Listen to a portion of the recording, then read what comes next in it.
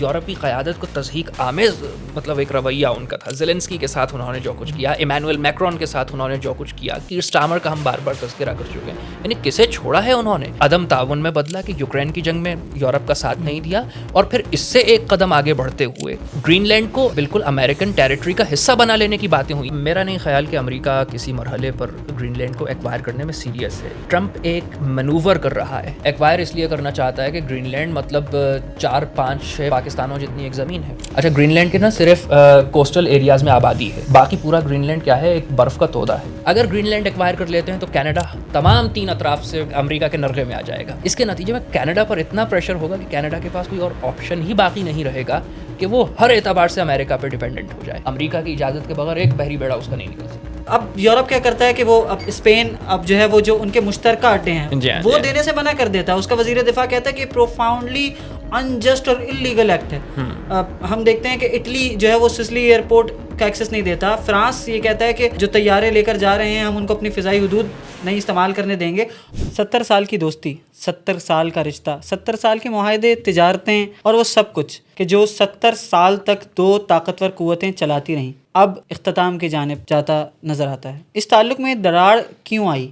اصل سوال یہ ہے, اور اس سے بھی اہم سوال یہ ہے کہ جب یہ تعلق ختم ہو جائے گا تو ان 2 طاقتور قوتوں کے درمیان کھڑی ہوئی دنیا وہ کہاں جائے گی؟ اس دراڑ کی بہت ساری مثالیں ہیں کہ جو ہمیں نظر آتی ہیں.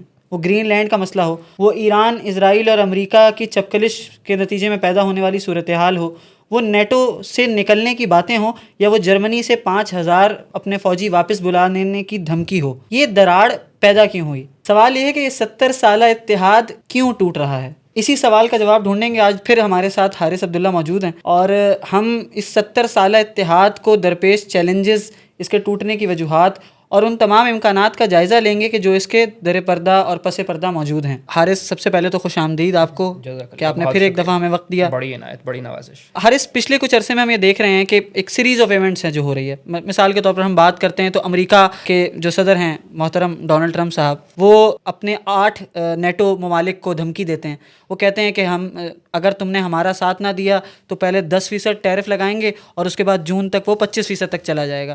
پھر ہم یہ دیکھتے ہیں کہ جنگ کا آغاز ہوتا ہے اور اس جنگ میں اڈے فراہم نہیں کیے جاتے اتحادیوں کی جانب سے, بلکہ منع کر دیا جاتا ہے, بلکہ کہا جاتا ہے کہ یہ ہماری جنگ نہیں ہے, ہمارے مشورے سے نہیں ہوئی. اس میں ایک اور بھی, بلکہ ہم نے سنا کہ 1 اپریل کو ڈونلڈ ٹرمپ صاحب نے کہا کہ جی ہم نیٹو سے نکلنے کے آپشن پر غور کر رہے ہیں. اور تو یہ جو ساری باتیں ہیں اور یہ جو دراڑ ہمیں نظر آتی ہے, آیا یہ دراڑ واقعی ہے یا پھر یہ محض سیاسی چال بازی اور سودے بازی ہے کہ وہ ہم پاکستان میں بھی دیکھتے ہیں کہ لوگ اپنی اور جماعتیں بھی اپنی قیمتیں بڑھانے کے لیے اس طرح کی تڑیاں لگاتے رہتے ہیں, تو یہ بارگیننگ چپ کے طور پر استعمال کرتے ہیں. تو یہ صرف دھمکیاں ہیں یا واقعی کچھ موجود ہے؟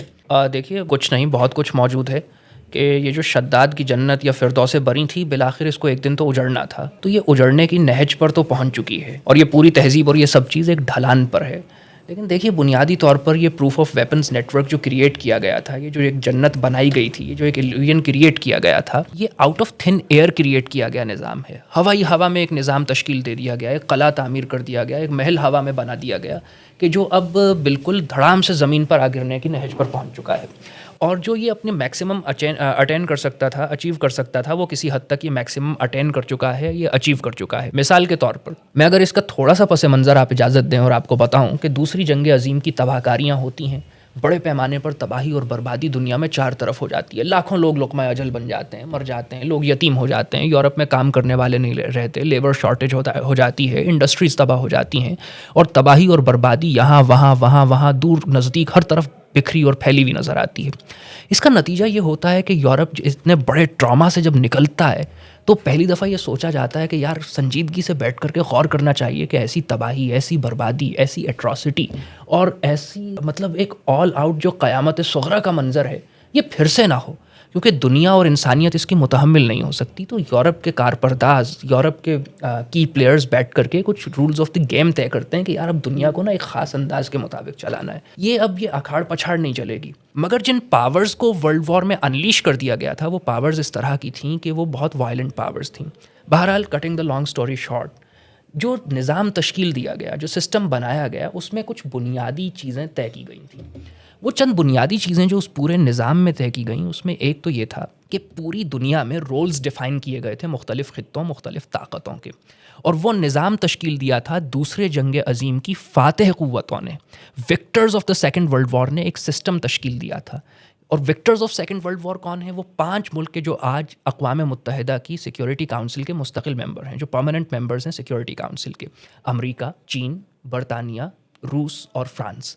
ان 5 ملکوں نے بیٹھ کر کے ایک نظام, ایک بندوبست, ایک عالمی نظم تشکیل دیا. اس میں یہ طے کیا گیا کہ China would be the factory of the world. دنیا میں جتنی میس اسکیل پروڈکشن ہوگی, مینوفیکچرنگ ہوگی, وہ سب کی سب چائنا میں ہوگی, کیونکہ آبادی بہت زیادہ ہے, لیبر ابنڈنس میں موجود ہے, آسانی سے وہاں پر پروڈکشن ہو سکتی ہیں. پروڈکشن کے لیے جو چیزیں چاہیے, جو پری ریکوزٹس درکار ہیں, وہ چائنا میں ابنڈنس میں موجود ہیں. China would be the factory of the world. Secondly یہ بات طے کی گئی کہ Japan would be the lender of the world. وہ اپنے انٹرسٹ ریٹس کو 0 یا نیئر ٹو 0 اور بعض اوقات نیگیٹو میں رکھے گا, لینڈنگ کرے گا, میسو لینڈنگ ہوگی. لہٰذا وہ جو چائنا میں مینوفیکچرنگ ہونا ہے, اس مینوفیکچرنگ کو اور اس کی لاجسٹک, اس کی سپلائی کو اور اس کی خریداری کو کون سی چیز ٹریگر کرے گی, ایکسیلریٹ کرے گی, وہ جاپان کی لینڈنگ کرے گی. تو China would be the factory of the world and Japan would be the lender of the world. تیسرا یہ کہ چائنا میں جاپان کی لینڈنگ سے جو مینوفیکچرنگ ہو رہی ہے, وہ کنزیوم کہاں پر ہوگی؟ تو Europe would be the consumer market of the world. Mass consumption, کیونکہ یورپ کے پاس خوشحالی بھی تھی, انفراسٹرکچر بھی تھا, ایک بہرحال ایک لیگیسی بھی تھی, ورلڈ وار کے فاتح کے طور پر ایمرج بھی کر رہا تھا, ڈیولپمنٹ بھی تھی, ریسرچ بھی تھی, ایکڈیمکس بھی تھیں. تو یورپ کنزیومر مارکیٹ ہوگی. اس پورے سسٹم کو انفورس کرے گا امریکہ. تو امریکہ کے پاس ایک سپروائزری رول آ جاتا ہے. تو امریکہ اس کو سپروائز کرے گا, امریکہ اس کو ریگولیٹ کرے گا. وہ کیسے سپروائز کرے گا, وہ کیسے ریگولیٹ کرے گا؟ اس سپرویژن اور اس ریگولیٹری رول کو اٹین کرنے کے لیے, ایکسرسائز کرنے کے لیے امریکہ کے پاس 2 لیوریجز ہیں, 2 لیورز ہیں کہ جن کے ذریعے سے وہ یہ کرتا ہے. اور اس پہ آگے چل کے ہم تفصیل میں بھی بات کریں گے. ایک تو ہے پیٹرو ڈالر اکانومی, کہ اگر انٹرنیشنل ٹریڈ کرنی ہے, آپ کو ڈالر میں ٹریڈ کرنی ہے, انرجی چاہیے, کچھ بھی چاہیے, آپ ڈالر ہوگا تو آپ ٹریڈ کریں گے. دوسرا ہے ملٹری انڈسٹریل کمپلیکس. امریکہ کچھ بھی نہیں بناتا, کچھ بھی مینوفیکچر نہیں کرتا, اسلحہ بناتا ہے, ٹیکنالوجی بناتا ہے, اور اس کے ذریعے سے, اپنی فوجوں کے ذریعے سے, اپنی ملٹری مائٹ کے ذریعے سے, اپنی عسکری قوت کے ذریعے سے اور طاقت کے ذریعے سے وہ لوگوں کو, دنیا کو کنٹرول کرتا ہے. اب تک تو یہ نظام بہت اچھے سے چل رہا تھا. اور نظام اچھے سے کیوں چل رہا تھا؟ کہ دوسری جنگ عظیم کے بعد یورپ میں بڑے پیمانے پر تباہی ہوئی تھی, امریکہ تو خیر اس سے محفوظ رہا تھا, دنیا میں بڑے پیمانے پر تباہی ہوئی تھی, دنیا اکنامکلی بہت پچھڑ کر کے رہ گئی تھی, تباہی اور بربادی بہت زیادہ تھی. تو ایک post world war comparative era of peace تھا 1946 سے 1966 تک. 1966 سے لے کر کے 1986 تک ہمیں ایک آئیڈیولوجیکل وارفیئر نظر آتا ہے. مشرق سے ابھرتے ہوئے سوشلزم اور کمیونزم کو ہم دیکھتے ہیں, مغرب سے یلغار کرتے ہوئے لبرل ڈیموکریسی کو ہم دیکھتے ہیں, لبرل کیپٹلزم کو دیکھتے ہیں, بیچ میں کہیں کہیں اسلامزم اور اس طرح کی سوشلسٹ اسلام, اسلامک سوشلزم اور اس طرح کی کچھ چیزیں بھی ہم کو نظر آتی ہیں. 1966 سے 86 تک. 1986 سے سوویت یونین کے انہدام اور اس کے کمزور ہونے اور بالآخر اس کے انہدام سے لے کر کے 2006 اور 7 تک ہم کو ایک سویلائزیشنل ٹگ آف وار نظر آتی ہے. یہ وہ دور ہے کہ جب فوکویاما کتاب لکھتا ہے آئیڈینٹی, جب سیموئل ہنٹنگٹن کتاب لکھتا ہے کلیش آف سویلائزیشنز, تو ایک تہذیبی کشمکش کی کیفیت ہم کو نظر آتی ہے, آئیڈینٹی پالیٹکس نظر آتی ہے. لیکن 2007 وہ ٹرننگ پوائنٹ ہے کہ جب دنیا کی اکانومی کولیپس کرنے لگتی ہے. یہ جو proof of weapons network بنایا تھا, یہ جو China factory of the world ہے, Japan lender of the world ہے, یورپ کنزیومر مارکیٹ ہے, امریکہ سپروائزر ہے, پیٹرو ڈالر اکانومی ہے, ڈالر میں ٹریڈ ہو رہی ہے, ملٹری انڈسٹریل کمپلیکس سب کو اپنی حد اور اوقات میں رکھ رہا ہے. کبھی تازیانہ رکھ کر, بتکلم, بخاموشی, بتبسم, بنگاہ, مطلب کسی کو آنکھ دکھا کر, کسی کو تازیانہ رسید کر کے, کسی کو تھپڑ لگا کر کے وہ اپنی اوقات میں حیثیت میں رکھ رہا ہے. ایک خیالی اور فرضی سی ایک جنت تشکیل دی گئی ہے. تو یہ جنت کے اجزاء بکھرنے لگتے ہیں 2007 کے اکنامک کرائسس سے, کیونکہ مفلسی حصے لطافت کو مٹا دیتی ہے. تو 2007 کا جو اکنامک کرائسس ہے وہ ایک ٹرننگ پوائنٹ ہے. انٹرنیشنل مارکیٹس کولیپس کرتی ہیں, بینکس ڈیفالٹ کرنے لگتے ہیں, وال اسٹریٹ کی موومنٹ شروع ہوتی ہے, ہزاروں کی تعداد میں لوگ نیو یارک کی وال اسٹریٹ میں آ کر کے بیٹھ جاتے ہیں. نظام استحصال کر رہا ہے, وہ اتنا ایکیومولیٹ ہو جاتا ہے استحصال کہ وہ ٹپنگ پوائنٹ آ جاتا ہے کہ جہاں پر نظام کرمبل کرنے لگتا ہے, نظام کی بنیادیں بکھرنے لگتی ہیں. یہی وجہ ہے کہ 2011-12 کا جو ورلڈ اکنامک فورم تھا ڈیووس میں, اس میں کہا گیا کہ دا گیم از اوور. لیکن یہ مصنوعی طور پر, یعنی 2007 میں بنیادی طور پر کھیل ختم ہو چکا تھا, بساط لپٹ چکی تھی, اور یہ جو نظام تشکیل دیا گیا تھا اور سب لوگوں کے لیے ان کے رولز متعین کر دیے گئے تھے, اب لوگوں نے دیکھا کہ نظام تو گر رہا ہے, اسٹرکچر کولیپس کر رہا ہے, یہ ہاؤس آف کارڈ ثابت ہو رہا ہے, ایک کے بعد ایک کر کے چیزیں الٹتی جا رہی ہیں, پلٹتی جا رہی ہیں, اور یہ بساط لپٹنے والی ہے. تو اس کے نتیجے میں کیا ہوتا ہے کہ سب اپنی اپنی فکر کرنے لگتے ہیں. چائنا اب محض مینوفیکچر آف دی ورلڈ اور فیکٹری آف دی ورلڈ رہنے پہ اکتفا نہیں کرتا ہے, وہ فیکٹری آف دی ورلڈ کے علاوہ اب وہ اکنامک پاور بھی بننا چاہتا ہے, وہ کلچرل پاور بھی بننا چاہتا ہے, وہ بزنس پاور بھی بننا چاہتا ہے, اور پھر اس کے ساتھ ہی ساتھ وہ ملٹری پاور اور پولیٹیکل پاور بننے کی طرف بھی چلتا ہے. جاپان صرف لینڈر آف دی ورلڈ بنے رہنے پر اکتفا نہیں کرتا, وہ اس سے بڑھ کر کے ایک رول ڈیمانڈ کرتا ہے. یورپ بھی جو یہ دیکھتا ہے کہ اس نے اس پورے سودے میں بہت خسارہ اٹھایا ہے, لہٰذا وہ بھی اپنے لیے ایک نیا رول متعین کرتا ہے, اور امریکہ میں بھی نئے رجحانات جنم لینے لگتے ہیں. تو یہ جو ہے یہ proof of weapons network اور دوسری جنگ عظیم کے بعد تشکیل دیے جانے والا عالمی نظام 2007 کے اقتصادی بحران اور اکنامک کرائسس کی تاب نہیں لا پاتا. اس وقت عارضی بیل آؤٹ پیکیجز دے کر کے عارضی طور پر اس کو سہارا دیا جاتا ہے, لیکن کووڈ کے بعد وہ جو اس نظام کا انہدام ہے, اس نظام کا گرنا ہے, اس نظام کی بنیادوں میں آنے والا تزلزل ہے, وہ شدید تر ہو جاتا ہے, اور وہ اس قدر شدید ہو گیا ہے کہ اب اس کو انٹیکٹ رکھنا مشکل ہو گیا ہے. تو آپ نے درست کہا کہ یہ جو 70 سالہ اتحاد تھا, یہ جو 70 سالہ محبت تھی, یہ جو 70 سالہ عشق کی داستان تھی, یہ جو رومانوی سا قصہ تھا, یہ جو لیلا اور مجنو کی کہانی چل رہی تھی یورپ اور امریکہ کے درمیان, یہ جو کلچرل ایکسچینج تھا, یہ جو امریکہ یورپ کا بچہ کہلاتا تھا, یہ اقتصادی جھٹکا جو 2007 میں اس کو لگا ہے, یہ تعلق اس جھٹکے کی تاب نہیں لا پا رہا ہے, اور اس سے یہ محبت کے رشتے جو ہیں یہ بکھرنے لگے ہیں. تو یہ کس طرح بکھرنے لگے ہیں, اس پہ کس طرح کا تزلزل پیدا ہو رہا ہے, اس پر ہم آگے تفصیل سے بات کریں گے کہ انٹرنل سٹیک ہولڈرز کس طرح سے اپنی اپنی گیم کر رہے ہیں. لیکن یہ بات آپ کی بالکل درست ہے, میں اس سے اتفاق کرتا ہوں کہ یہ جو ایک عارضی بندوبست تشکیل دیا گیا تھا اور دنیا پر ایک نظام قائم کیا گیا تھا, وہ بہرحال اب اپنے ایک نازک موڑ سے گزر رہا ہے. ہر سے ایک اہم مسئلہ جس کو ہم نے پہلے بھی ڈسکس کیا اور جو بہت ضروری ہے, دیکھیں فروری کے مہینے میں امریکہ اور اسرائیل ایران پر حملہ کرتے ہیں, اور بہت کروشل ٹائم ہے یہ, اور اتحادیوں کو اور دوستوں کی پہچان ایسے ہی مواقع پر ہوتی ہے. لیکن ہم یہ دیکھتے ہیں کہ اسپین جو ہے وہ منع کر دیتا ہے, وہ نہ مورون کا اڈا دیتا ہے, نہ روٹا کا اڈا دیتا ہے, بلکہ اس کا وزیر دفاع اس کا یہ بیان دیتا ہے کہ یہ ایک پروفاؤنڈلی انلیگل اور انجسٹ اٹیک ہے. ہم یہ دیکھتے ہیں کہ فرانس ان طیاروں کو ایئر اسپیس دینے سے منع کر دیتا ہے کہ جو امداد لے کر جا رہے ہیں. ہم یہ دیکھتے ہیں کہ اٹلی جیسا ملک بھی جو ہے وہ سسلی کا ہوائی اڈا دینے سے منع کر دیتا ہے. اچھا, بات صرف یہاں تک محدود نہیں رہتی, بلکہ اس سے کچھ عرصے پہلے ہم نے یہ دیکھا کہ یورپ نے ایک FTA سائن کیا انڈیا کے ساتھ 136 ارب یورو کا تقریباً, جس کی مالیت تھی, جسے انہوں نے کہا کہ یہ مدر آف آل ڈیلز ہے. تو یہ ساری باتیں, اچھا پھر اس پہ ٹرمپ صاحب کے بیانات کا ہم نے پہلے بھی تذکرہ کیا. آپ کے خیال میں یورپ خود کو امریکہ سے دور کر رہا ہے یا پھر امریکہ خود کو یورپ سے دور کر رہا ہے؟ میری نگاہ میں یہ ایک ریورس کازیلٹی ہے, سائملٹینیسلی دونوں چیزیں ہو رہی ہیں. دور دونوں نہیں کر رہے ہیں, بلکہ بنیادی طور پر حالات کا جبر ان دونوں کو دور ہونے پر مجبور کر رہا ہے. اس کی ابتدا یقیناً امریکہ کی طرف سے ہوئی ہے کہ امریکہ نے یوکرین کی جنگ, جو یورپ کے لیے ایک بہت کروشل موقع تھا اور یورپ کا وجود خطرے میں تھا, اور ایک آل آؤٹ آن سلاٹ تھی رشینز کی طرف سے, اور یہ کہا جا رہا تھا کہ یہ یوکرین کی جنگ یوکرین تک محدود نہیں رہے گی بلکہ ایسٹرن یورپ کو اپنے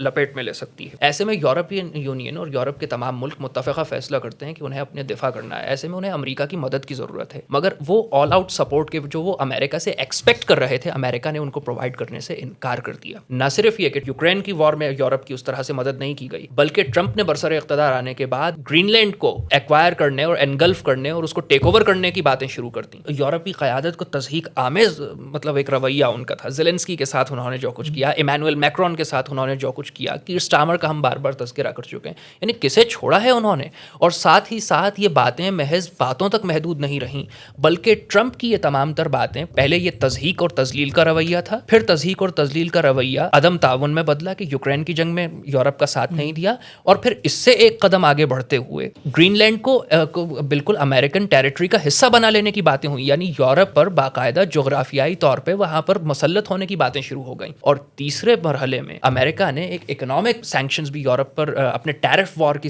شکل میں وضع کر دیں، جس کے نتیجے میں یورپ اور امریکہ کے درمیان جو رفٹ تھی، جو خلیج تھی، وہ بہت کچھ وسیع ہو گئی. اب ایران جنگ موقع تھا امریکہ کا، اب ایکویشن ریورس ہو گئی تھی، امریکہ کو یورپ کی سپورٹ کی ضرورت تھی. میری نگاہ میں یورپ کو لگا کہ یہ وہ موقع ہے کہ اپنے سکور سیٹل کیے جائیں. امریکہ کو یہ ریئلائز کرایا جائے کہ اگر وہ ضرورت کے وقت میں یورپ کے ساتھ نہیں کھڑا ہوتا تو ایسے بھی انسٹینسز ہو سکتے ہیں، ایسے بھی موقع ہو سکتے ہیں کہ جہاں پر امریکہ کو ضرورت ہوگی یورپ کی اور یورپ اس کے ساتھ کھڑا نہیں رہے گا. اس کا ایک بالکل ایپیٹوم ہم کو نظر آتا ہے کنگ چارلز کے دورے میں، جو انہوں نے ابھی حالیہ امریکہ کا دورہ کیا. انہوں نے بہت معنی خیز تقاریر کی ہیں، ایک جو بینکویٹ ہوا ہے اور دوسرے کانگریس کا خطاب جو واقعتاً زیادہ اہم ہے. اور وہاں پر انہوں نے امریکہ کو یہ ریئلائز کرانے کی کوشش کی اور بہت آئرونیکلی ریئلائز کرایا، بہت طنزیہ انداز میں انہوں نے امریکہ کو یہ ریئلائز کرایا کہ 9/11 کے بعد جس وقت امریکہ ایک کرائسس سے دوچار تھا، یہ یورپ اور یورپین یونین ہی تھے کہ جنہوں نے سب سے پہلے امریکہ کو اپنی حمایت کا نہ صرف یقین دلایا تھا بلکہ اس کے ساتھ پہلی صف میں آ کر کے کھڑے ہو گئے تھے. آج اگر یورپ کو ضرورت ہے اور امریکہ اس رویے کو ریسیپروکیٹ نہیں کرتا بلکہ یورپ کو منفی جواب دیتا ہے تو یہ کوئی اچھا رویہ نہیں ہوگا. ایک تو یہ وجہ ہے کہ ایران کی جنگ میں، دوسرے ایک اور اس کا پہلو بھی ہے، ایکیڈیمک پہلو. یورپ میں اینٹیکوٹی کی قدر بہت ہے، قدیم تہذیبوں کو یورپ میں بہت قدر کی نگاہ سے دیکھا جاتا ہے، اور اینٹیکوٹی اپنی پیور فارم میں دو جگہوں پر ایگزسٹ کرتی ہے. ایک یہ جو پرشین ورلڈ ہے، ایران، افغانستان سینٹرل، اور دوسرے گریس میں. تو یورپ میں ایکیڈیمکلی ان کی انٹیلیجنشیا میں یہ ہے کہ اینٹیکوٹی کی قدر ہونی چاہیے. تو اس حوالے سے وہ بھی ایک حوالہ ہے، لیکن اصل جو چیز ہے کہ جب یورپ کو ضرورت ہے، یورپ اپنے سکورز بھی سیٹل کر رہا ہے اور امریکہ کو یہ ریئلائز کرانا چاہتا ہے کہ اگر آپ ہمارے ساتھ ان دا ٹائم آف نیڈ موجود نہیں ہیں تو ایسے بھی انسٹینسز ہو سکتے ہیں کہ جب ہم بھی آپ کے ساتھ کھڑے نہیں ہوں گے. اور اس کی ایمباڈیمنٹ بالکل ایک کنڈینسڈ فارم میں ہمیں کنگ چارلز کے دورے اور ان کی طنزیہ تقاریر میں دیکھنے کو ملتی ہیں.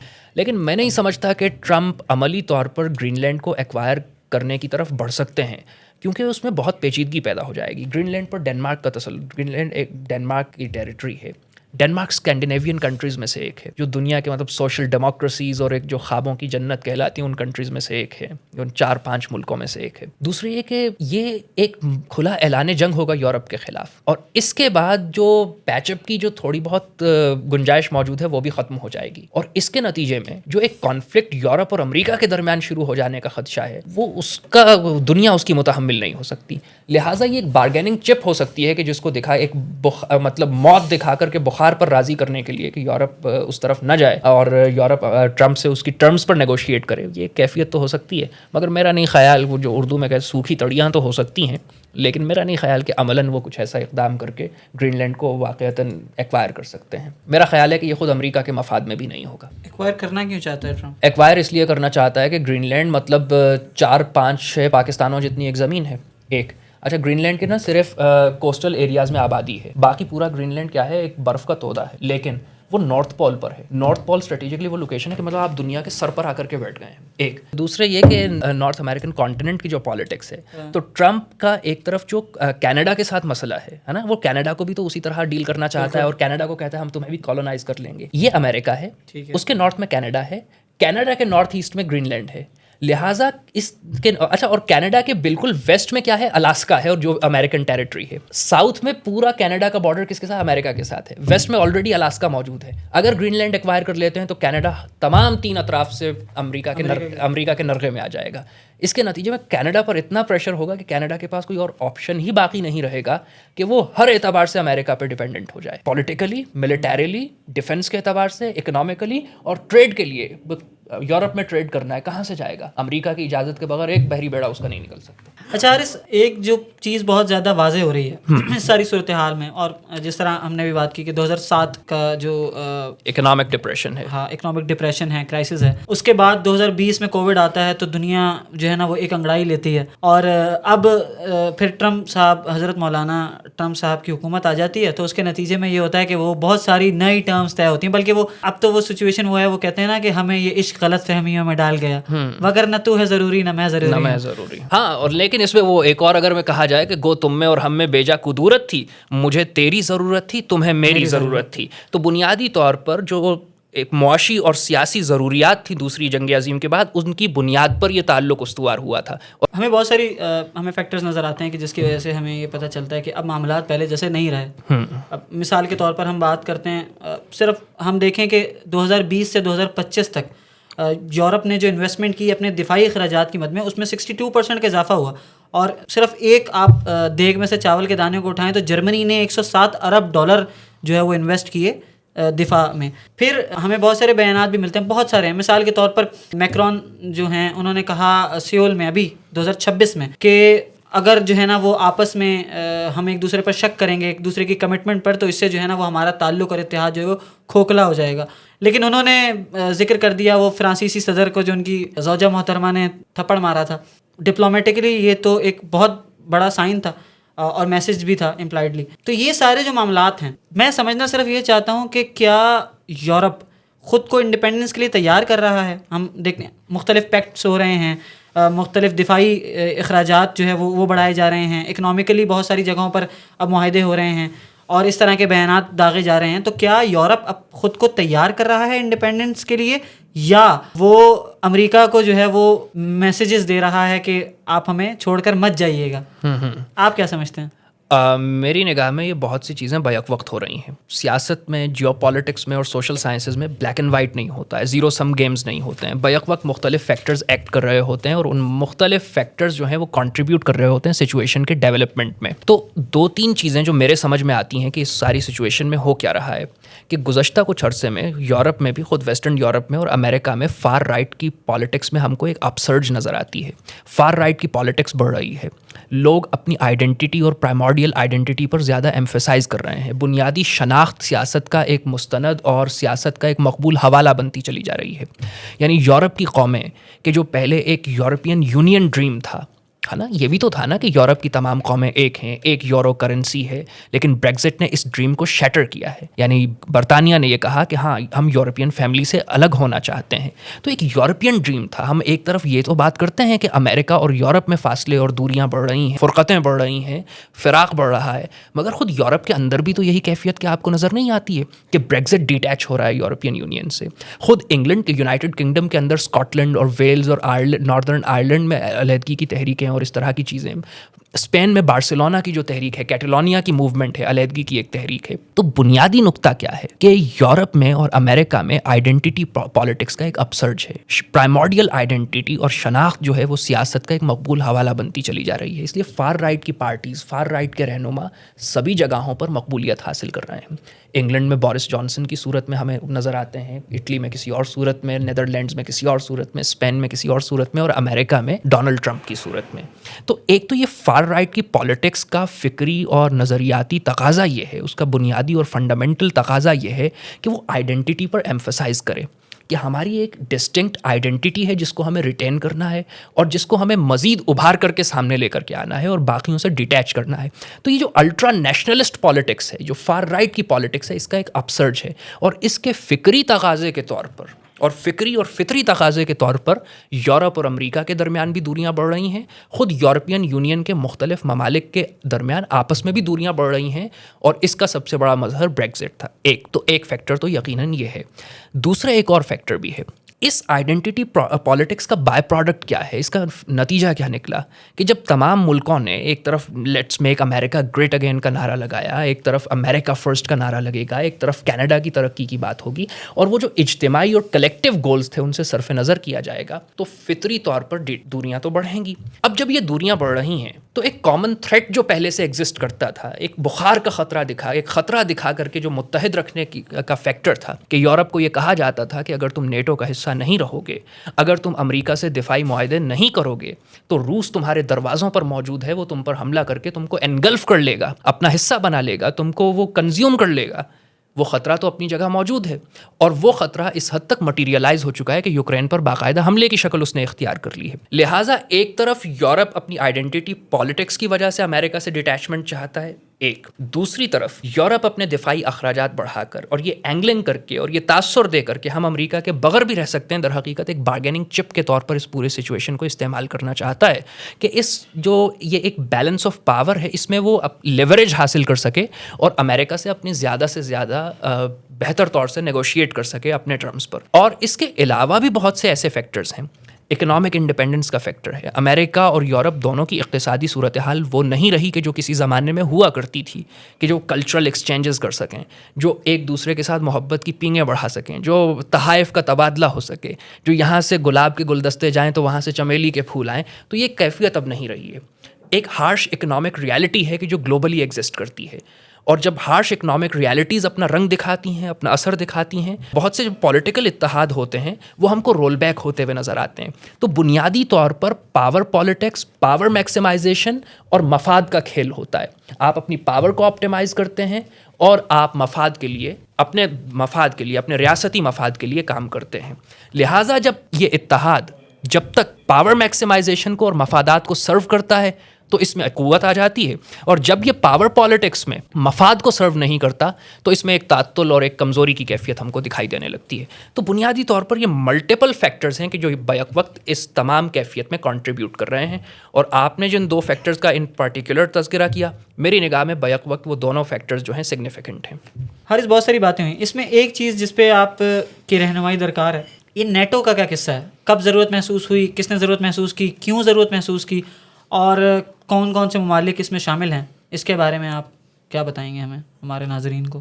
اچھا, میں نیٹو کا بلو پرنٹ تو سیکنڈ ورلڈ وار ہی میں تیار ہو گیا تھا, اور شاید آپ کو یاد ہو کہ ونسٹن چرچل نے امریکہ کا ایک مشہور دورہ کیا تھا اور امریکن کانگریس سے تاریخی خطاب کیا تھا, اور کہا یہ جاتا ہے کہ اس خطاب نے دوسری جنگ عظیم کا پانسا پلٹ دیا تھا. ہٹلر میدان پہ میدان مار رہا تھا اور یورپ کے مختلف ممالک اس کے سامنے ریت کی دیوار ثابت ہو رہے تھے.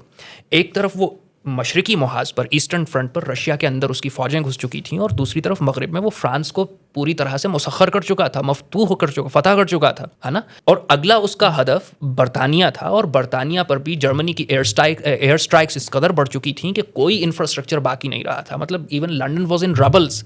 ایسے میں ونسٹن چرچل دورہ کرتے ہیں امریکہ کا, اور امریکہ کے دورے میں وہ کانگریس سے خطاب کرتے ہیں, اور وہ خطاب امریکہ میں اس قدر مؤثر ثابت ہوتا ہے کہ امریکہ میں وہ رائے بدل دیتے ہیں اور ایک رائے قائم کر دیتے ہیں, ایک بیانیہ بنا دیتے ہیں, اور امریکہ کی قیادت کو اپنے کانگریس کے خطاب سے امریکہ کے پالیسی میکرز اور امریکی عوام کو اس بات پر قائل کر لیتے ہیں کہ امریکہ دوسری جنگ عظیم میں ایک فعال کردار ادا کرے. امریکہ وہ کردار ادا کرتا ہے اور دوسری جنگ عظیم کا پانسا پلٹنے لگتا ہے.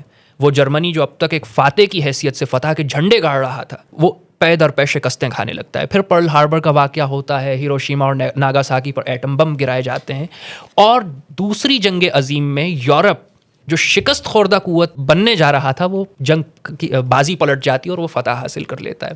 یہ وہ نقطہ تھا اور یہ وہ موقع تھا کہ جب یورپی اقوام کو اور امریکہ ہر دو کو اس بات کا احساس ہوتا ہے کہ یورپ اور امریکہ کی اکنامک, کلچرل, پولیٹیکل جو انگیجمنٹ اور جو ایک ہم آہنگی اور ایک طرح کی کا تعاون ہے, اس کے ساتھ ہی ساتھ اگر وہ ملٹری الائنس بھی بنا لیتے ہیں تو اس کے نتیجے میں ایک بہت مضبوط بلاک تشکیل دیا جا سکتا ہے. ایک تو یہ وہ پہلا موقع تھا کہ جب یورپ اور امریکہ کو نیٹو بنانے کا میرے خیال میں عملی طور پر احساس ہوا اور اس کی افادیت کا اندازہ ہوا. دوسری طرف جنگ عظیم کے بعد یورپ کو کمیونزم کا خطرہ درپیش تھا, یعنی وہ کمیونسٹ مینیفیسٹو کا پہلا جملہ ہے نا, اسپیکٹر از ہانٹنگ دا یورپ, یورپ پر ایک عفریت مسلط ہے, ایک بھوت منڈلا رہا ہے, کمیونزم کا بھوت, کمیونزم کا عفریت.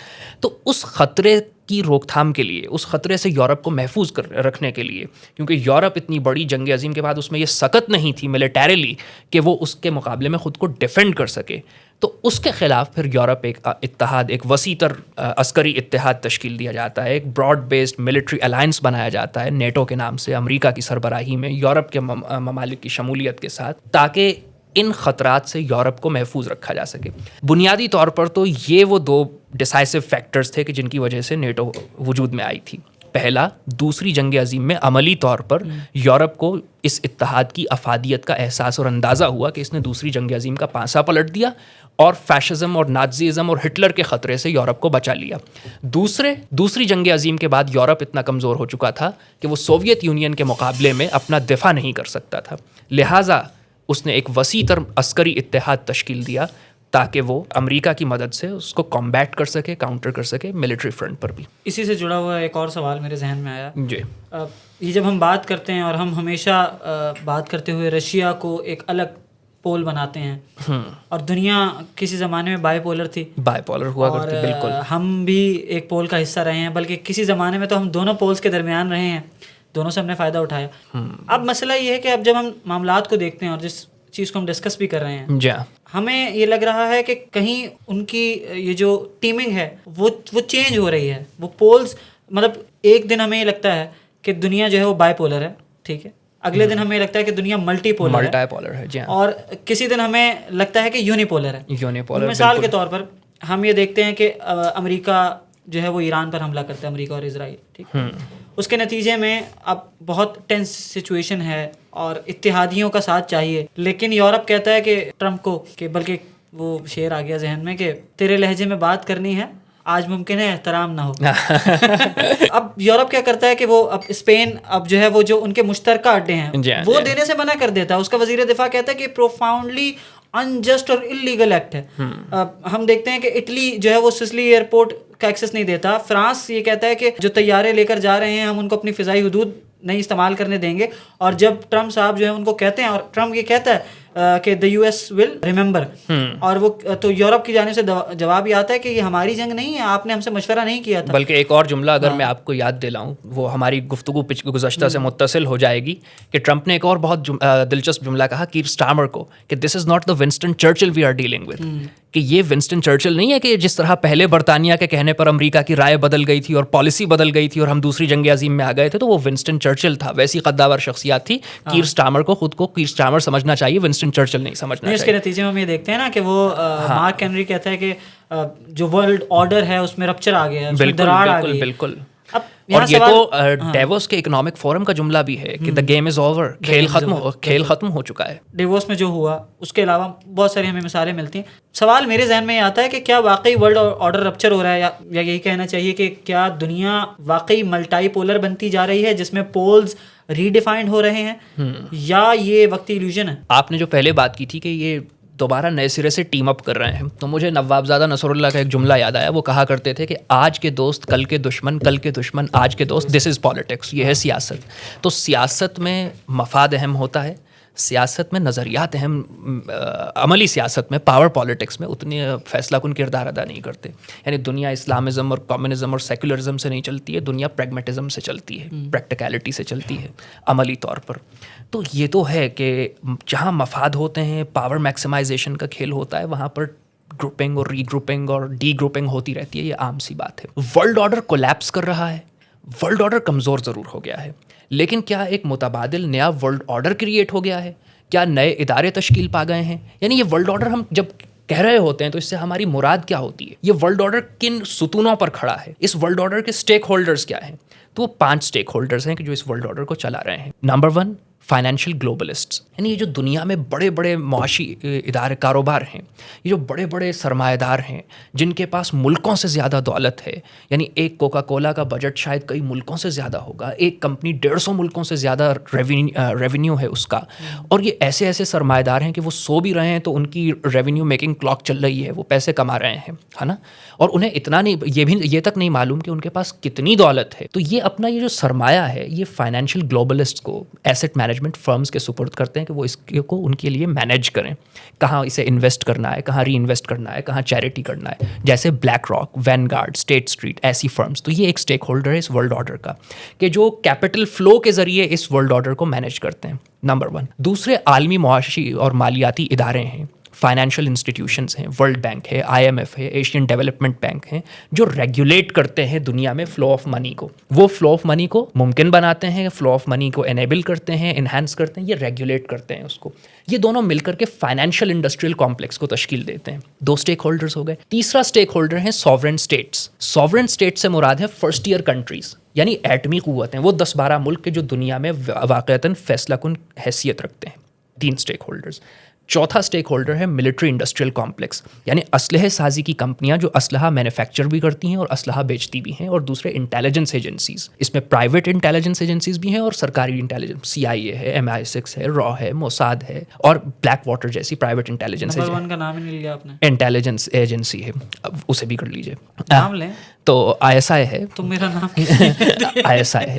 4 اور 5واں اسٹیک ہولڈر ہیں ٹیکنالوجسٹ, جو نیولی ایمرجنگ اسٹیک ہولڈر. دنیا کے بڑے بڑے جو بزنس مین, وہ کس چیز کا بزنس کرتے ہیں, کاہے کا بزنس؟ ٹیکنالوجی کا. ایلان مسک ہے, جیف بیزوس ہے, بل گیٹس ہے, سب ٹیکنالوجی کا بزنس کرتے ہیں. تو یہ 5 اسٹیک ہولڈرز دنیا کو چلا رہے ہیں. کیا کوئی چھٹا نیا اسٹیک ہولڈر ایمرج کر رہا ہے؟ میرا نہیں خیال.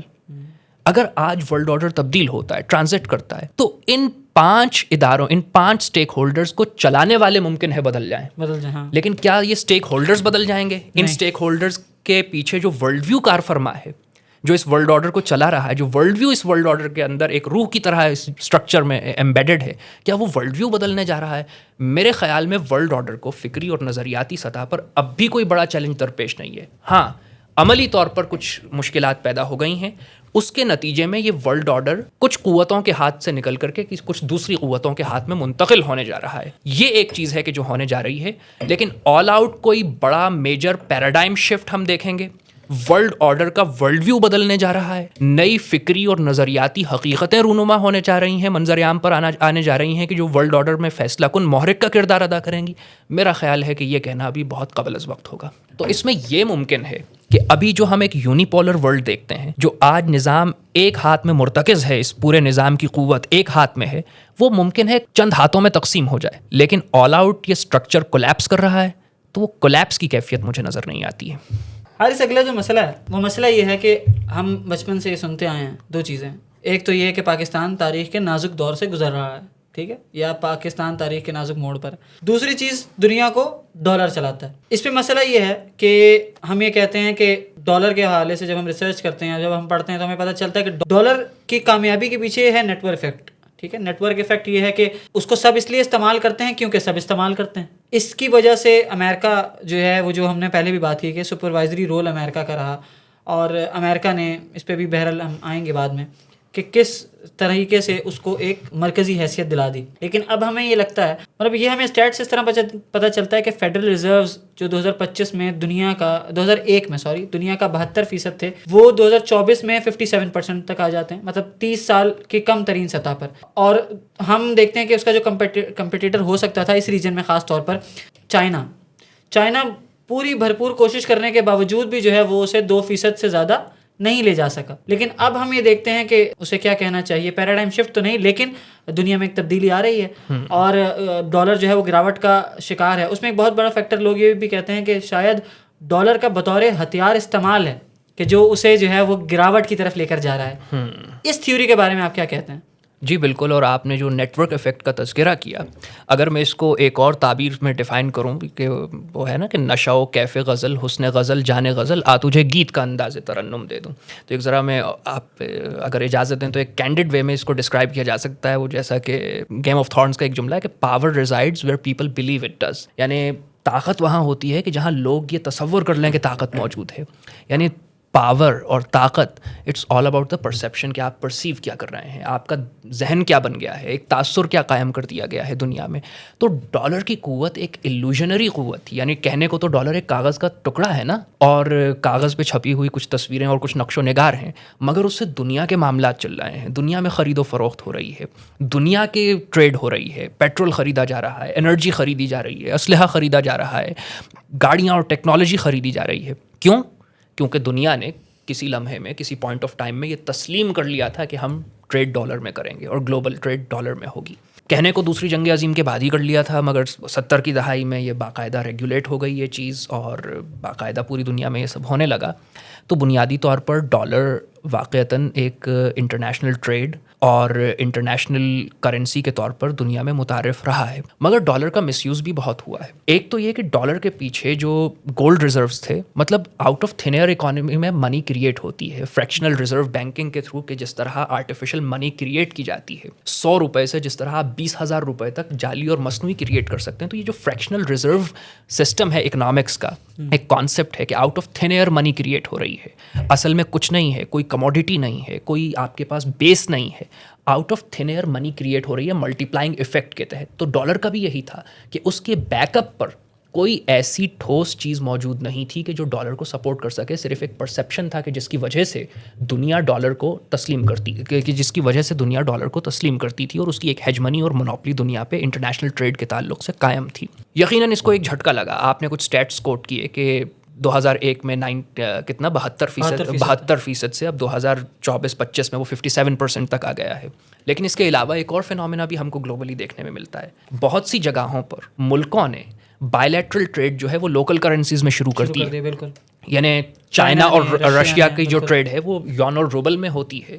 ایران اور رشیا کی ٹریڈ ہے, ٹرکی اور ایران کی ٹریڈ ہے, اور بہت سے ملک یہ پیکٹ کرتے چلے جا رہے ہیں. میرا خیال ہے گزشتہ دنوں پاکستان کے حوالے سے بھی شاید کچھ خبر آئی تھی کہ اس میں کچھ ایسا رہا. تو بہت سے ملکوں نے جب ڈالر کی اکانومی کولیپس کر رہی ہے, جیسا میں نے کہا نا فریکشنل ریزرو کے تحت out of thin air money create ہوئی تھی ملٹی پلائنگ افیکٹ کے تحت, یعنی ہوا میں پیسے کریٹ ہو رہے ہیں, کچھ ایگزسٹ نہیں کرتا, کاغذ کا ٹکڑا ہے. تو اس کے نتیجے میں اب جو ہے کہ ملکوں میں جب یہ ریئلائزیشن ہوا, جب یہ ڈیٹیچمنٹ ہو رہا ہے, جب یہ نظام بکھر رہا ہے, تو ملکوں میں کسی حد تک ایک انڈیپینڈنس کی کیفیت بھی تو آ رہی ہے نا, اور مختلف بلاکس بنتے چلے جا رہے ہیں.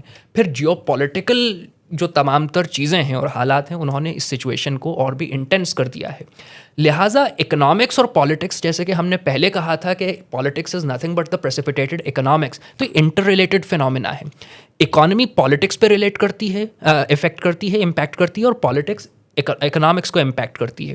تو یہ جو ریورس کوزیلٹی ہے پالیٹکس اور اکنامکس کے درمیان, اس کے نتیجے میں ہمیں لوکل ٹریڈز لوکل کرنسیز میں ہوتی ہوئی بھی نظر آ رہی ہیں. تو ڈالر کی وہ ہیجمنی اور مونوپلی جو کسی زمانے میں تھی, یہ بھی تو ہے نا کہ ڈالر کا تسلط قائم ہے, ہاں اس کی یکتائی خطرے میں, اس کی یکتائی خطرے میں, بالکل. اس سے بہتر اس کو تسلط برقرار ہے. لیکن اصل میں ایک تھیری ہے, ٹپنگ پوائنٹ تھیری. دنیا میں جب کچھ بھی تبدیلی آنا ہوتی ہے تو ایک خاص مرحلے تک, تو آپ دیکھیے کہ ایک اونٹ, بالفرض ایک اونٹ ہے, ایک جانور ہے, ایک مال بردار جانور ہے, آپ اس پہ سٹکس لوڈ کرتے ہیں, ایک سٹک لوڈ کی, دوسری سٹک لوڈ کی, آپ کرتے گئے وہ برداشت کرتا گیا, یہاں تک کہ ایک ٹپنگ پوائنٹ آتا ہے کہ جب آپ نے 101 سٹک اس پہ لوڈ کی تو وہ ایک دم سے کولیپس کر جاتا ہے. آپ برف کے تودے کو ہیٹ کرتے رہتے ہیں, گرم کرتے رہتے ہیں, وہ ہیٹ اپ ہوتا رہتا ہے, ایک خاص ٹیمپریچر پہ پہنچ کر کے وہ پگھل جاتا ہے. تو اکنامکس میں یا پالیٹکس میں, جیو پالیٹکس میں چیزیں گریجولی موو کرتی ہیں. اب ایک گریجول ٹرینڈ ہم کو نظر آ رہا ہے. وہ ٹرینڈ کیا ہے؟ وہ ڈالر کی ہیجمنی کو چیلنج کرنے کا ٹرینڈ ہے. یقیناً ابھی یہ اس سطح پر نہیں ہے کہ جس سطح پر ڈالر کی ہیجمنی بالکل ختم ہو جائے, اور اس کو بہترین لفظوں میں آپ نے ڈسکرائب کر دیا کہ ڈالر کی مونوپلی یا ڈالر کی ایک قوت یا ڈالر کی ایک ہیجمنی تو قائم ہے, مگر جو وہ اس کی مونوپلی تھی, یعنی ہیجمنی تو ہے, مونوپلی نہیں رہی, یہ ایک اولیگوپلی بن گئی ہے کہ بہت سے کرنسیز ہیں جن میں ٹریڈ ہو رہا ہے. لیکن حارث دیکھیں, اس میں اس کا ایک اور زاویہ بھی ہے اس کو دیکھنے کا, کہ آپ کو یہ نہیں لگتا کہ یہ سب کچھ ایز پلانڈ ہو رہا ہے؟ مثال کے طور پر ہم ٹرمپ صاحب کی بات کریں, اور میں عزت سے اس لیے نام لیتا ہوں کہ بہرحال ہمارے محسن ہیں. ٹرمپ صاحب نے کہا کہ اب ایٹلس بن کر دنیا کو اٹھانے کا وقت ختم ہو رہا ہے, ٹھیک ہے, اور اس کے نتیجے میں ہم نے یہ دیکھا, خاص طور پر جنوری 2026 کی اگر ہم بات کریں, پچھلے گزشتہ کچھ کوارٹر کی, تو بہت سارے بین الاقوامی اداروں سے امریکہ نے خود کو نکال لیا, ٹھیک ہے. بہت سارے آرڈیننسز ہم نے یہ دیکھا جو نوٹیفیکیشن آئے اور بہت سخت فیصلے لیے, ٹیرف وار جو ایک طرح سے شروع کی گئی. آپ کو یہ نہیں لگ رہا کہ کیا یہ آرکیٹیکٹ خود جو ہے وہ اس میں تبدیلی کر رہا ہے, وہ خود تبدیلی کا خواہاں ہے؟ ہاں, ایسی تھیریز تو ایگزسٹ کرتی ہیں کہ جو تمام دنیا کی صورتحال ہے وہ پری ڈیسائیڈڈ اور پری نیگوشیٹڈ ہے, اور اب جو بھی کچھ ہو رہا ہے وہ ایک تھیٹر چل رہا ہے, ایک ڈرامہ چل رہا ہے کہ جس کا اسکرپٹ پہلے سے تیار کیا جا چکا تھا اور پہلے سے ایگریڈ اپون اسکرپٹ کے تحت دنیا میں معاملات ہو رہے ہیں. اس کو اگر ہم تھوڑا سا گہرائی سے دیکھیں, دنیا میں ایک گلوبلائزیشن کا دور تھا. گلوبلائزیشن کا دور یہ تھا کہ دنیا ایک گلوبل ولیج ہے, ہم سب ایک انسانی برادری ہیں, ایک ہیومنلی بردرہڈ کا جو ایک کانسیپٹ تھا کہ ہم سب ایک ہیں, اس کے تحت اس کو بھی انفورس کرنے والا امریکہ تھا اپنی اس زمانے کی پولیٹیکل سوشو اکنامک آبجیکٹیوز کی وجہ سے. لہٰذا کلچرل ایکسچینجز بھی ہو رہے تھے, اسکالرشپس بھی مل رہے تھے, آپ کے یہاں سے لوگ وہاں پڑھنے کے لیے جا رہے تھے, لوگوں کو جابس میں دی جا رہی تھیں, ملٹی نیشنلز آ رہی تھیں, NGOs تھیں, USAID تھا, کیا کچھ نہیں تھا, ہر طرح کی ایڈ آپ کو مل رہی تھی. تو وہ ایک وہ زمانہ تھا. امریکہ میں اور ویسٹ میں اس بات کا ریئلائزیشن بڑھا ہے, اور اس بات کا ریئلائزیشن بڑھ رہا ہے کہ ہم نے جتنا بھی دنیا پر انویسٹ کیا in terms for the accumulation of soft power, کہ ہم اپنی سافٹ پاور کو ایکیومولیٹ کر سکیں, اپنی گڈ ول جنریٹ کر سکیں, یہ تھرڈ ورلڈ کنٹریز کے میسز میں ہماری گڈ ول نہیں جنریٹ ہوئی, بلکہ وہ الٹا ہمارے اتنے ہی خلاف ہوتے چلے گئے. امریکہ سے ہیٹریڈ بڑھا ہے, امریکہ سے نفرت بڑھی ہے, امریکہ کے مخالف رجحانات اور امریکہ مخالف رویوں میں اضافہ ہوا ہے. نتیجتاً وہاں یہ پولیٹیکل ریالٹی ایمرج کی, وہاں سیاسی سطح پر عوام میں یہ ایک لہر چل پڑی کہ ہم یہ جو اتنا خرچ کرتے ہیں ان ملکوں پر, اسکالرشپس دیتے ہیں, نوکریاں دیتے ہیں, ایڈز دیتے ہیں, مطلب کیا نہیں کرتے ہم ان کے لیے.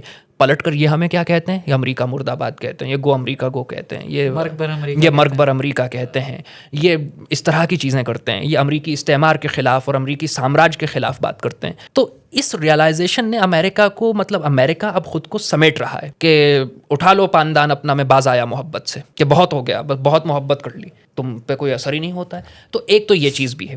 دوسرے ایک اور چیز ہے جو میں بار بار تذکرہ کر رہا ہوں، ہارش اکنامک ریالٹیز ہیں. امریکہ کے اپنے حالات ویسے نہیں رہے کہ جیسے کسی زمانے میں ہوا کرتے تھے. معیشت کولیپس کر رہی ہے. جو معیشت کے اندرونی تضادات ہیں، یعنی وہ ایک ہے نا تھیچیرین اکنامکس یا ریگونامکس کہلاتی ہے معیشت کی اصطلاح میں، کہ جو ٹرکل ڈاؤن ایفیکٹ ہے، یہ جو کیپٹل سسٹم کا نا، کہ اس کو ایک عامیانہ جملے میں اس طرح سے ایکسپلین کیا گیا تھا کہ feed the horse good so that the birds can feed on its dung, کہ گھوڑے کو اچھے سے کھلاؤ تاکہ پرندے اس کے گوبر پر پل سکیں.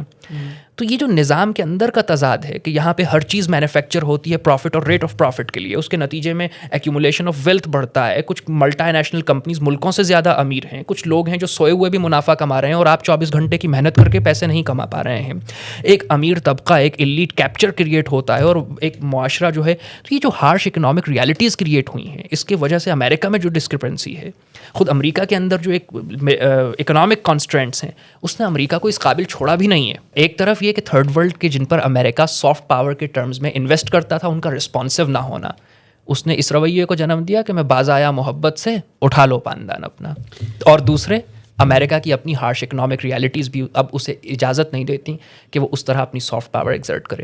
تو اب جو چیز ایکیومولیٹ ہو رہی ہے، یا اب جو چیز ابھر کر کے سامنے آ رہی ہے کہ ہم امریکہ کو واپس عظیم بنائیں گے، let's make America great again. تو اب امریکہ میں کام کرنا ہے، ہمیں اپنا کام کرنا ہے. ہم نے دنیا بھر کے ٹھیکے نہیں اٹھا رکھے، ہم خود اچھے سے رہیں گے. یہ مرتے ہیں مرنے دو، جو کرتے ہیں کرنے دو. لیکن ہمارے لیے یہ بلیسنگ ان ڈسگائز ہے، کیونکہ وہ جو محبت، مطلب وہ ہے نا کہ پیار سے ڈر لگتا تھا، تو امریکہ کا پیار خطرناک ہے، دوستی خطرناک ہے، دشمنی ہم گوارا کر لیں گے. ہر اس ایک اور اس کا پہلو ہے. جی ہم یہ دیکھتے ہیں کہ جب ہم نے اس سے پہلے بات کی بائی پولر کی، اور جب ہم پولز کی بات کرتے ہیں تو ہمارے ذہن میں سب سے پہلے رشیا کا نام آتا ہے. جی ہاں، ٹھیک ہے، رشیا امریکہ.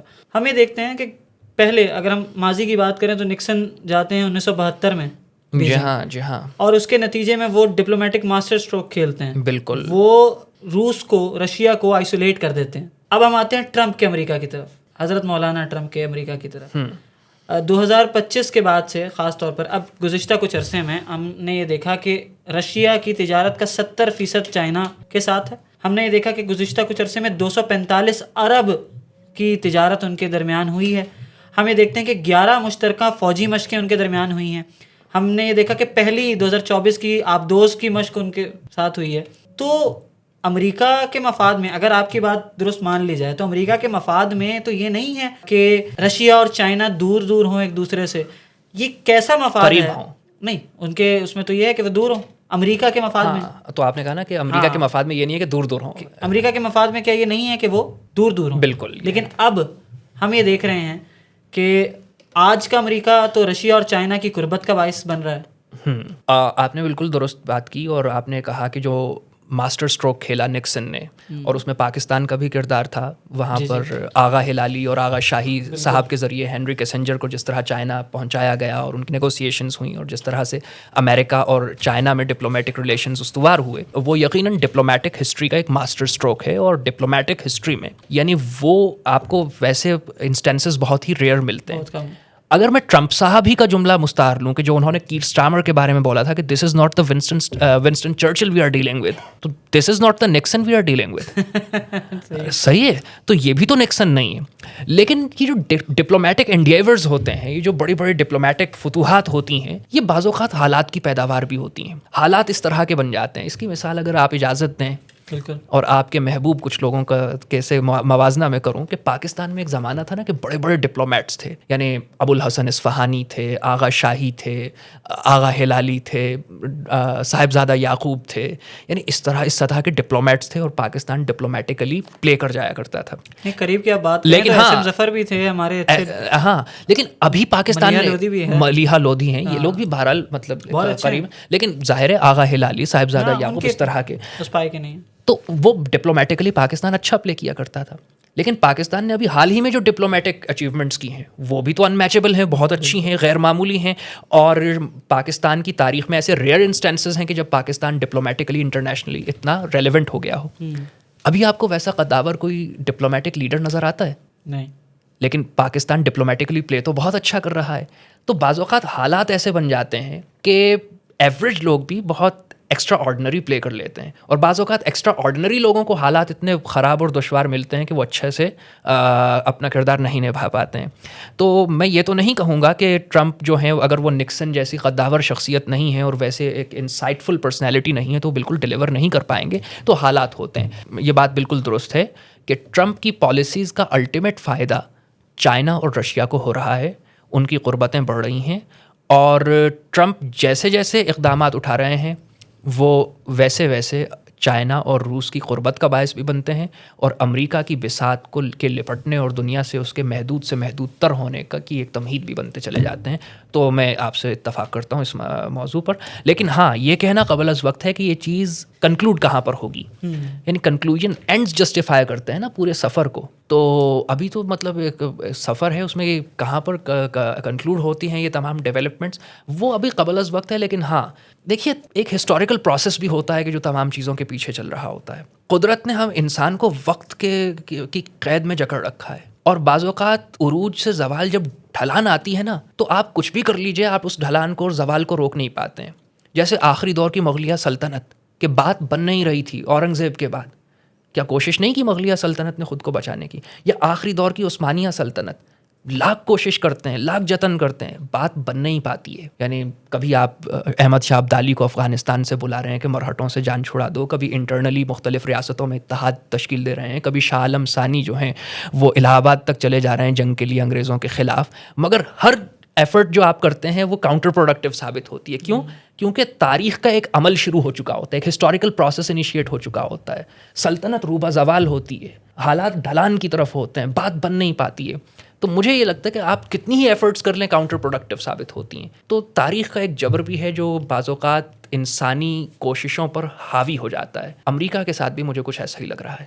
اچھا حارث, شاید اس موضوع سے تو مطابقت نہیں رکھتی یہ چیز, لیکن سمجھنے کے لیے سر میں آپ سے پوچھ رہا ہوں کہ ہم چائنا اور رشیا کی قربتیں دیکھ رہے ہیں, لیکن اس میں کچھ ایسے پہلو بھی ہیں کہ جو سمجھ میں نہ آنے والے ہیں. مطلب دونوں ممالک جو ہے وہ آپس میں یقیناً اس حوالے سے بھی سوچتے ہوں گے. مثال کے طور پر جو چائنا کی انویسٹمنٹ ہے اس وقت وسطی ایشیا میں, ہم یہ دیکھتے ہیں کہ قازقستان میں دنیا کی 40% یورینیم جو ہے وہ پیدا ہوتی ہے, اور 3 ایٹمی بجلی گھر بن رہے ہیں وہاں پہ, جس میں سے 1 رشیا اور 2 چائنا بنا رہا ہے. پھر ہم یہ دیکھتے ہیں کہ 35.9 ارب ڈالر کی انویسٹمنٹ ابھی کی ہے چائنا نے ازبکستان کے اندر. یہاں پہ سوال یہ پیدا ہوتا ہے کہ جو انویسٹمنٹ اس وقت سینٹرل ایشیا میں کر رہا ہے چائنا, وہ پریکٹیکلی اگر ہم دیکھیں میپ پہ تو وہ رشیا کے پچھواڑے میں ساری انویسٹمنٹ ہو رہی ہے, جی ہاں, بیک یارڈ آف رشیا. بالکل. اگر چائنا اسی ڈگر پر چلتا رہتا ہے تو آپ کے خیال میں ایک سوال تو اس میں یہ بنتا ہے کہ کتنے عرصے تک یہ محبت کی پینگیں اسی طرح بڑھتی رہیں گی؟ یقیناً رشیا برداشت نہیں کرے گا کسی بھی عالمی طاقت کو, یہ اس کے لیے خطرے کا باعث بن سکے جو مستقبل میں.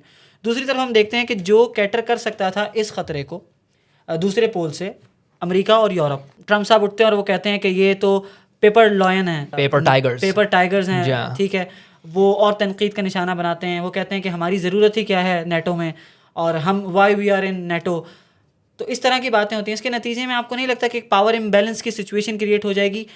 ایک طرف ہمیں دیکھتے ہیں کہ دوستی ہے چائنا رشیا میں, دوسری طرف چونکہ نیشن اسٹیٹ کا تو بنیادی کانسیپٹ ہی یہ ہے کہ ہم نے اپنے مفاد کو ترجیح دینی ہے.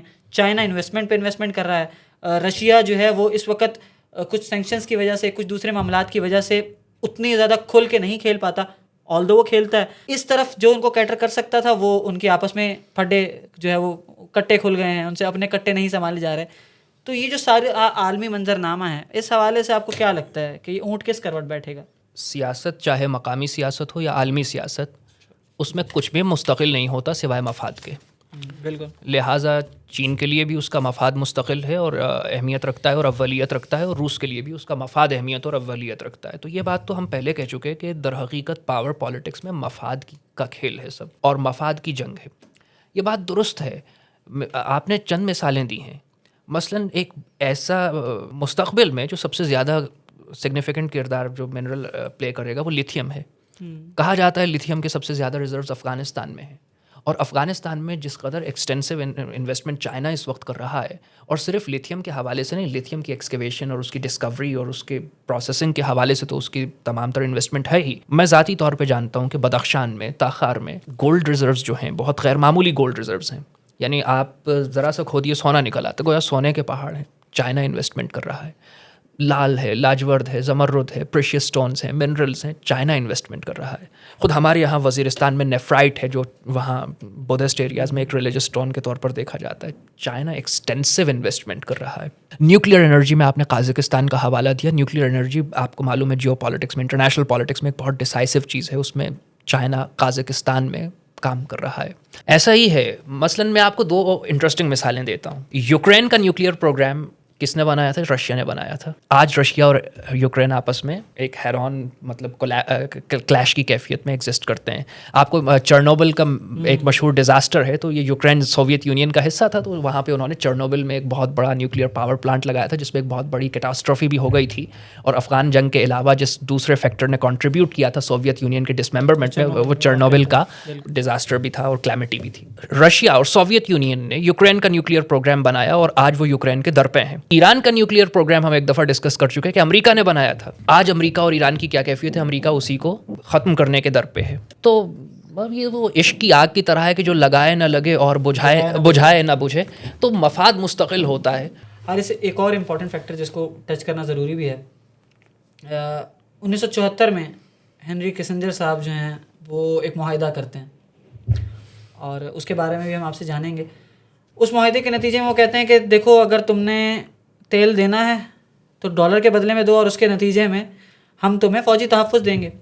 اور اوپیک میں شامل تمام ممالک بھی اور باقی ساری دنیا بھی اسے تسلیم کر لیتی ہے کہ حضرت نے کہہ دیا ہے تو اب ہم ان کی بات کو مانیں گے. اس کے نتیجے میں معاملات چلتے رہتے ہیں. اچھا, پھر ہم دیکھتے ہیں اسی کے متبادل ضمناً 2 نظام ہیں جس پہ دنیا چل رہی ہے. ایک سوئفٹ کا پروسیسنگ نیٹ ورک ہے, ایک سپس کا پروسیسنگ نیٹ ورک ہے.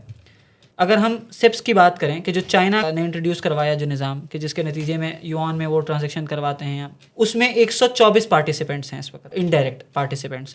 کیونکہ اس وقت بھی سپس اپنے نظام کو چلانے کے لیے سوئفٹ پہ ہی, جو کہ امریکہ کا متعارف کردہ نظام ہے, اس پہ ہی ریلائی کرتا ہے. 80% سے زائد ٹرانزیکشن سپس کی بھی سوئفٹ کے ذریعے سے ہی ہوتی ہیں. لیکن جو حیران کن چیز ہے, پچھلے سال میں, بلکہ اگر ہم لیٹسٹ اسٹیٹس کی بات کریں تو مارچ 2026 میں ایک دن کے اندر 1.22 ٹریلین یوان کی ٹرانزیکشن یا 1.22 ٹریلین یوان کو پروسیس کیا سپس نے. حالانکہ اگر ہم فگرز کو ہی لیتے ہیں تو سوئفٹ کے اندر, سوئفٹ پروسیسنگ میں یوان کی کنٹریبیوشن اس وقت صرف 3 سے 4% تک ہے. لیکن ایک طرف ہم وہ ہنری کسنجر والے اس سارے معاملے کو دیکھتے ہیں, اس کے بارے میں بھی آپ سے جانیں گے. لیکن پھر ہم اب یہ جو ایک شفٹ آ رہا ہے, میں جاننا ہی چاہتا ہوں کہ کیا یہ ایک پلمبنگ ایفیکٹ ہے کہ یا پھر دنیا ایک متبادل نظام کی طرف جا رہی ہے. جس طرح پہلے بھی ہم نے کہا کہ رشیا ہو, چائنا ہو اور خطے کے کچھ ممالک ہوں, وہ اب اپنی لوکل کرنسی میں ٹریڈ کرنے کو ترجیح دیتے ہیں. اچھا, کچھ عرصے پہلے تک تو یہ ہم نے دیکھا کہ جو یہ اس خواہش کا بھی اظہار کرتا تھا یا پیٹرو ڈالر سے ہٹنے کی بھی کوشش کرتا تھا, اسے ہی ہٹا دیا جاتا تھا. اس کی بہت ساری مثالیں ہمارے پاس, کہ ایک ہستا بستا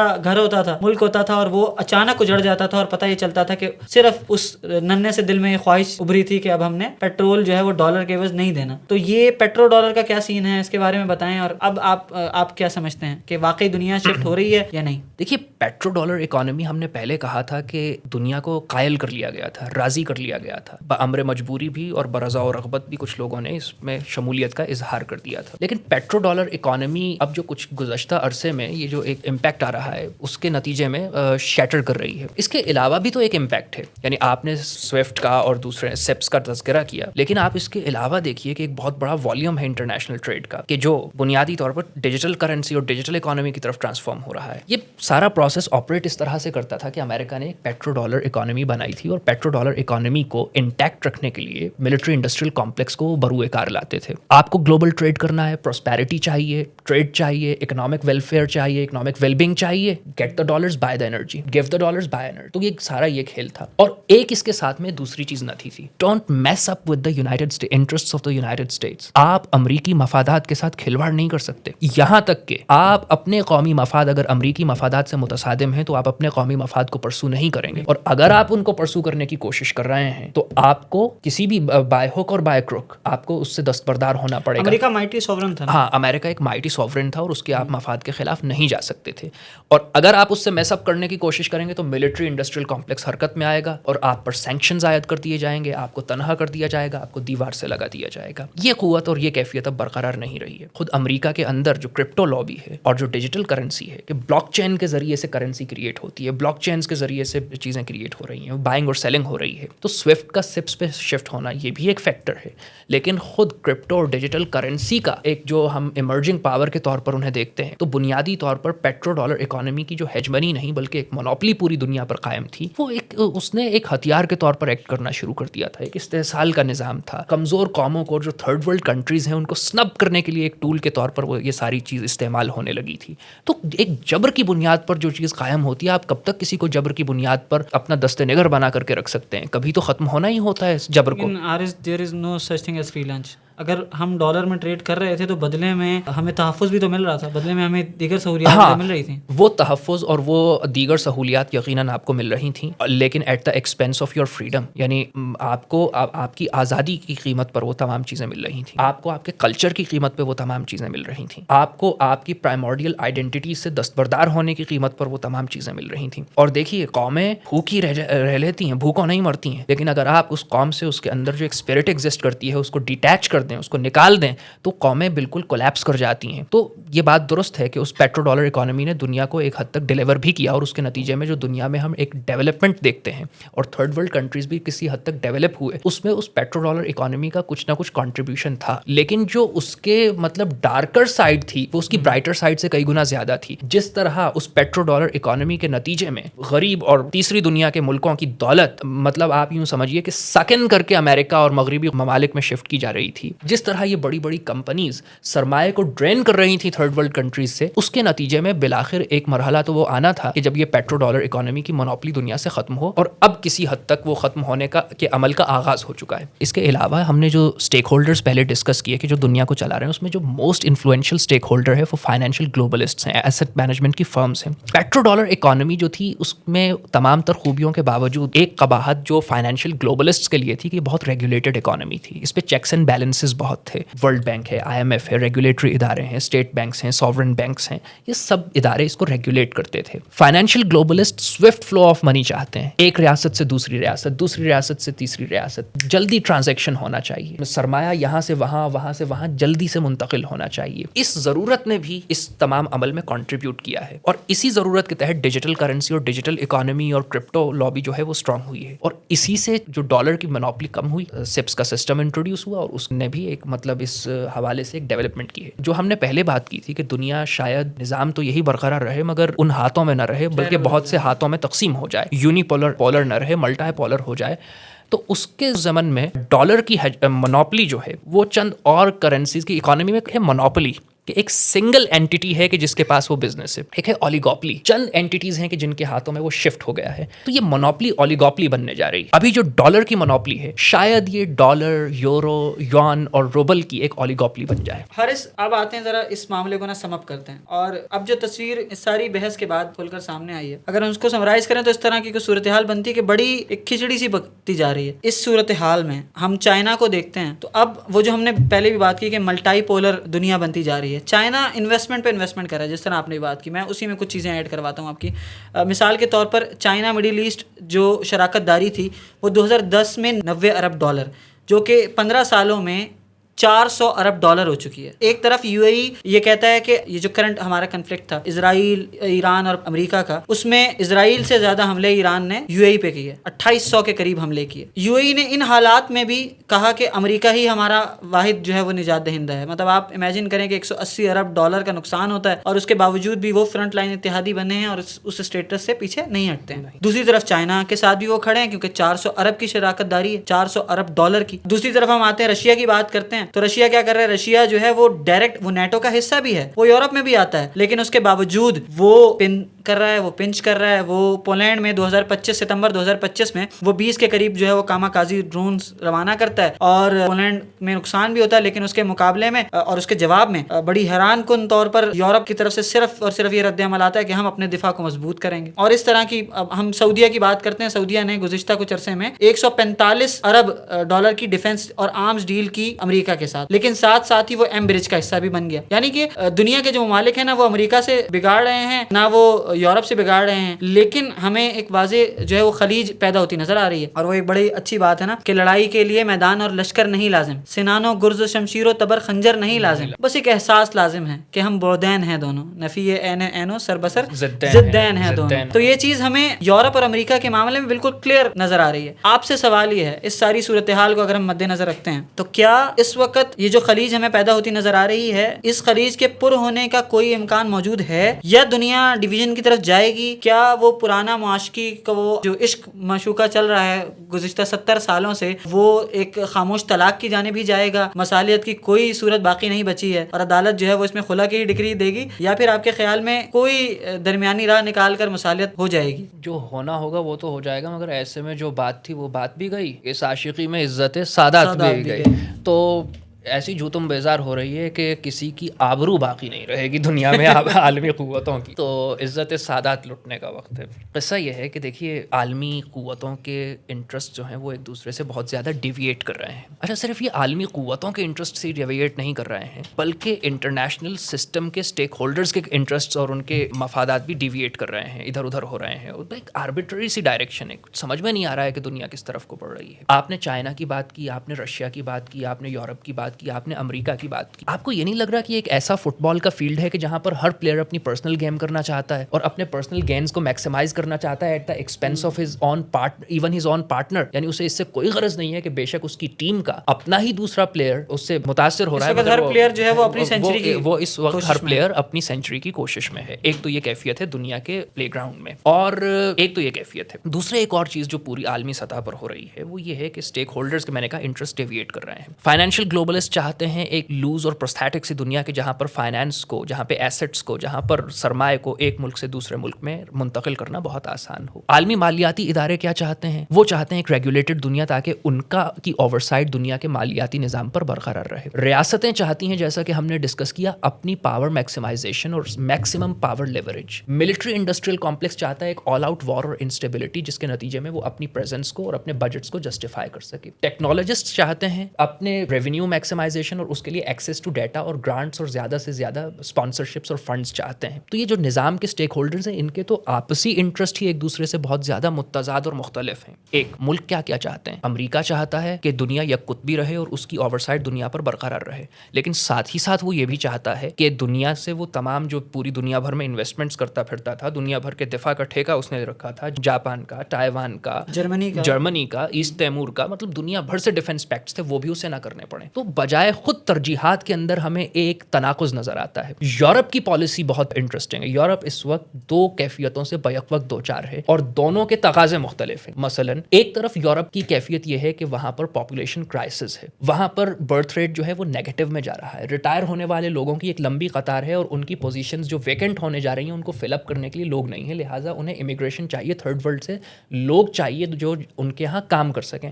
دوسری طرف پولیٹیکلی فار رائٹ کے سینٹیمنٹس وہاں پر ایگزسٹ کرتے ہیں کہ جو نہ صرف یہ کہ نئے آنے والوں کو روک رہے ہیں, بلکہ جو پہلے سے لوگ وہاں پہنچ چکے ہیں انہیں بھی وہاں سے نکالنے کے در پہ ہیں. ایک طرف ان کی ضرورت ہے لوگوں کا وہاں آنا, دوسری طرف سیاسی رجحانات وہاں پر کیا ہیں کہ نہ صرف آنے سے روکو بلکہ جو آ چکے ہیں ان کو بھی واپس نکالو. ہم جیسے ملک یا مڈل ایسٹ کے ملک, ہم تو پاکستان الحمدللہ ایک نیوکلیئر پاور ہونے کی وجہ سے خاصا اہم پلیئر ہے اس تمام تر گیم میں, لیکن مڈل ایسٹ کے جو ملک ہیں, دیکھیے مڈل ایسٹ کی معاشی قوت ہے وہ تیل کی بنیاد پر, اور وہ ایک اہمیت رہے گی. جو ان کی اسٹریٹجک لوکیشن ہے مڈل ایسٹ کی کہ وہ crossroads of the world پر واقع ہیں, دنیا کا چوراہا ہے مڈل ایسٹ, دنیا کا سینٹر پوائنٹ ہے, تو اس وجہ سے بھی ان کی اہمیت باقی رہے گی. مگر وہ صلاح الدین ایوبی کا ایک جملہ تھا نا کہ دست شمشیر زن ہی عصائے حکومت کو سنبھال سکتا ہے. جب تک آپ کے پاس ایک ملٹری مائٹ نہیں ہے تو آپ کی اکنامک پاور تنہا آپ کو اتنا امپاور نہیں کرتی کہ آپ دنیا کے فیصلوں میں ایک فیصلہ کن کردار, مؤثر کردار ادا کر سکیں. رہی بات مڈل ایسٹ کے آپسی اختلافات کی, تو جیسے آپ نے سینٹرل ایشیا کو بیک یارڈ آف رشیا کہا تھا, تو you a E back yard of Israel تو ہے بہرحال, اور اور یہ بات تسلیم کرنا پڑے گی، اس سے کوئی مفر نہیں ہے. تو یہ مختلف چیزیں ہیں. میری جو رائے ہے کہ دنیا میں ہونے کیا جا رہا ہے، میں حیرت ہوں کہ دنیا کیا سے کیا ہو جائے گی. میں جو دیکھ رہا ہوں، میں جو فورسی کر رہا ہوں کہ ان تمام چیزوں کو جو چائنا کا گریٹر پلان ہے 2035 کا، جو بیلٹ اینڈ روڈ انیشیٹو ہے، جو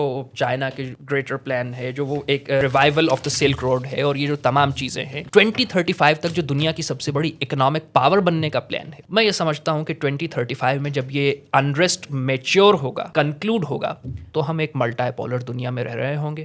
ورلڈ آرڈر کے خط و خال یہی ہوں گے، نظام کی بنیادیں یہی ہوں گی، نظام کی فکری بنیادیں، نظام کی سیاسی بنیادیں، اقتصادی بنیادیں، سماجی بنیادیں یہی ہوں گی.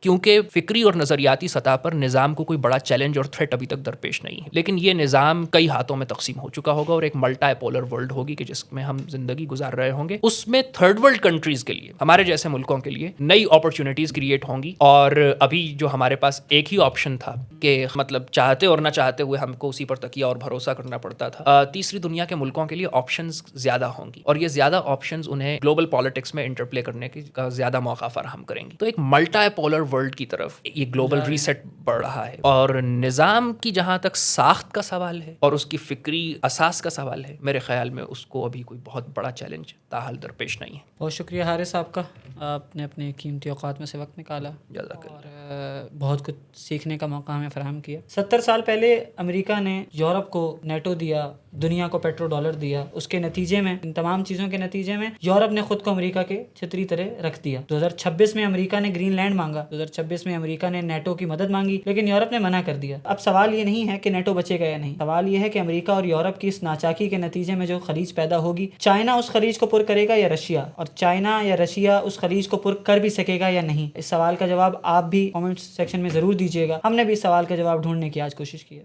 شکریہ.